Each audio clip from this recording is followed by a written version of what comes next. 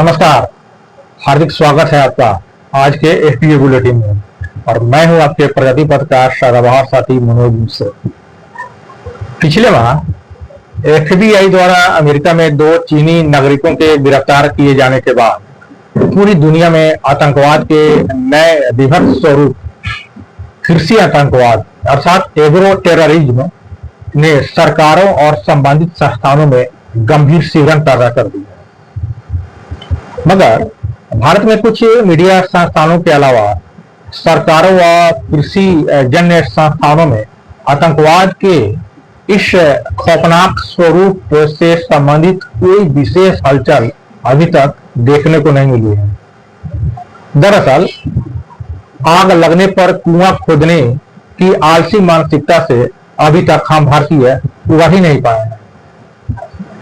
कृषकों व कृषि अर्थव्यवस्था सहित देश और देशवासियों की समग्र सुरक्षा के मद्देनजर आज के एफपीओ बुलेटिन में हम आपसे हाल फिलहाल में उभरी इस बेहद खतरनाक समस्या पर गंभीर चर्चा करने जा रहे हैं कि कृषि आतंकवाद क्या है, इसके मकसद क्या होता है, भारत के लिए यह कितना खतरनाक साबित हो सकता है, इससे बचाव के लिए देश में किस स्तर की तैयारी की जरूरत है, इत्यादि इत्यादि।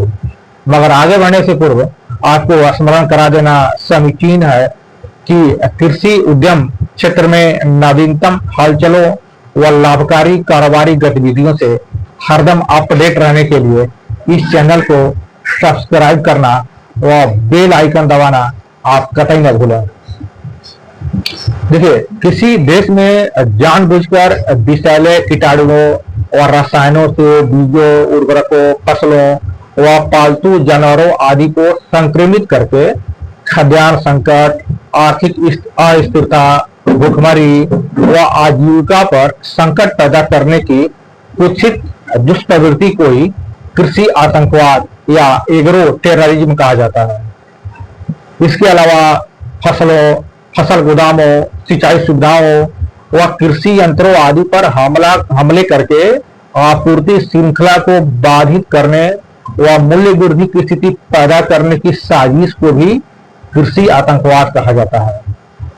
वीडियो के आरंभ में मैंने जिन 2 चीनी नागरिकों का जिक्र किया था, उनके पास से फ्यूजेरियम ग्रेमिनी अरम नामक खतरनाक फंगस प्राप्त हुआ था। यह फसलों में हेड ब्लाइट नामक बीमारी फैलाता है। ऐसे रोग युक्त फसलों व उत्पादों के इस्तेमाल से इंसानों के लीवर खराब हो जाते हैं व बच्चों की जन्म संबंधी जटिल समस्याएं पैदा हो जाती है। यह जानवरों के लिए भी उतना ही जानलेवा साबित होता है। दुनिया भर में प्रतिवर्ष इस फंगस के कारण अरबों डॉलर का नुकसान होता है और अनगिनत जिंदगियां असमय ही काल के गाल में समा जाती है। चीनी नागरिकों से बरामद हुआ फ्यूजेरियम ग्रेमिनी अरम नामक खतरनाक फंगस की पहचान वैज्ञानिकों द्वारा कृषि आतंकवाद के एक खतरनाक हथियार के रूप में की गई है। वर्तमान दौर में दुश्मन देश राजनीतिक दबाव बनाने व उथल पुथल पैदा करने के लिए कृषि आतंकवाद का इस्तेमाल करने पर उतारू हो गए हैं। भारत जैसे देश में जहां आज भी अधिकांश आबादी कृषि पर निर्भर है और चीन एवं पाकिस्तान जैसे 2 दुष्ट प्रवृत्ति के देश पड़ोसी हैं, कृषि आतंकवाद का असर यहाँ बेहद खतरनाक साबित हो सकता है। यहाँ छोटे व सीमांत किसानों की अधिक संख्या, अपर्याप्त सिंचाई ढांचा, अनुसंधान व विकास में अपेक्षाकृत कम निवेश, कमजोर बाजार संपर्क और भंडारण आदि की कमी आदि पहले से ही कई कमजोरियां हैं जो कृषि आतंकवाद के दुष्प्रभावों को कई गुना बढ़ा सकते हैं। सरकारों व संबंधित संस्थानों की शिथिलता व जन जागरूकता की कमी के कारण भारत दुष्ट पड़ोसी देशों का सॉफ्ट टारगेट बन सकता है। भारत की तीव्र आर्थिक प्रगति से ईर्ष्या करने वाले दुष्ट पड़ोसी देश यदि यहाँ कृषि आतंकवाद थोपने में सफल हो गए तो फसलों व पशुधन को भारी नुकसान पहुंच सकता है। खाद्य पदार्थों की गुणवत्ता पर गंभीर असर पड़ सकता है। भूखमरी व कुपोषण में अत्यधिक वृद्धि हो सकती है। कृषि आय में भयानक गिरावट आ सकती है। निर्यात में भारी भरकम कमी हो सकती है। वह देश की प्रतिष्ठा धूमिल हो सकती है। महंगाई व आर्थिक अस्थिरता बढ़ सकती है और सरकारी संसाधनों पर अत्यधिक दबाव बढ़ सकता है। इतना ही नहीं, देश में सामाजिक व राजनीतिक अस्थिरता बढ़ सकती है और राष्ट्र की उन्नति अवरुद्ध हो सकती है। ऐसी स्थिति में दुनिया के सबसे विशाल आबादी वाले देश भारत को कृषि आतंकवाद के खतरे से निपटने के लिए एक मजबूत बहुआयामी रणनीति विकसित करने, तकनीकी, संस्थागत जागरूकता और आवश्यक सुरक्षा से जुड़े उपाय करने की तत्काल आवश्यकता है।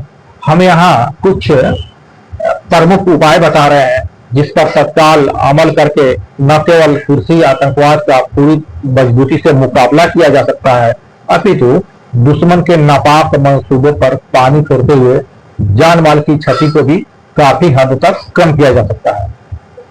तो हमारा पहला जो उपाय हमारा सुझाव है जिस पर उपाय किया जा सकता है वह है देश में जैव सुरक्षा और निगरानी तंत्र को मजबूत करने की तत्काल जरूरत है।